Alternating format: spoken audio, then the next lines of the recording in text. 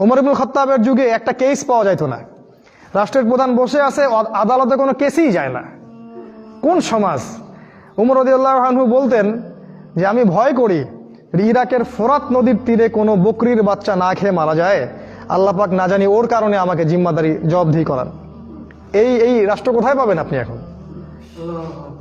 তিনি একবার মিম্বরে দাঁড়ালেন, আপনারা জানেন হাদিসটা, গায়ে একটা জামা, তাই না?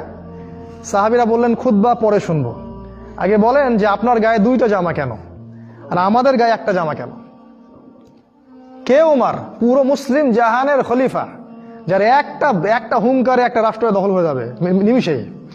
ওখানে দাঁড়া যদি তিনি বলেন যে এই ইতালি আক্রমণ করতে হবে বা এই মিশর আক্রমণ করতে হবে, এই ফ্রান্স আক্রমণ করতে হবে, ওইখান থেকেই মুসলিমরা করে ফেলতো একদিনের মধ্যেই।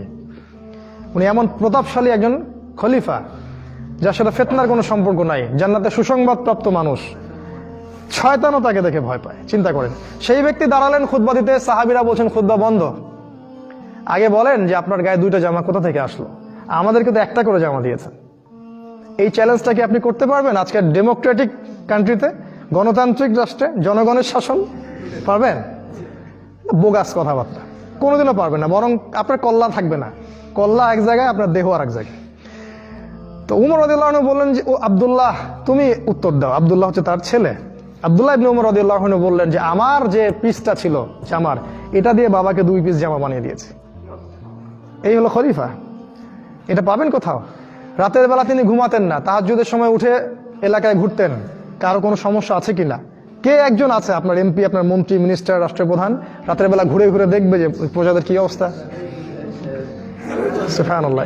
ওই যুগটাকে আমরা বলি, ওই যুগটাকে আমরা এখন কি বলি? মৌলবাদের যুগ, সেকেলের যুগ। ওই যুগের বিধান এই যুগে চলে না, ওটা পাস্ট হয়ে গেছে। এখন প্রোগ্রেসের যুগ, আধুনিকতার যুগ, জিডিপি বর্ধনের যুগ। আসল জিনিসটা কি? নৈতিকতা নাই আমাদের মধ্যে, ওইটা তো হারাই ফেলছি আমরা। আপনি টাকা দিয়ে কি করতে চাচ্ছেন? বিল্ডিং তুলে কি করতে চাচ্ছেন? মূল জিনিসটাই তো নাই, সোল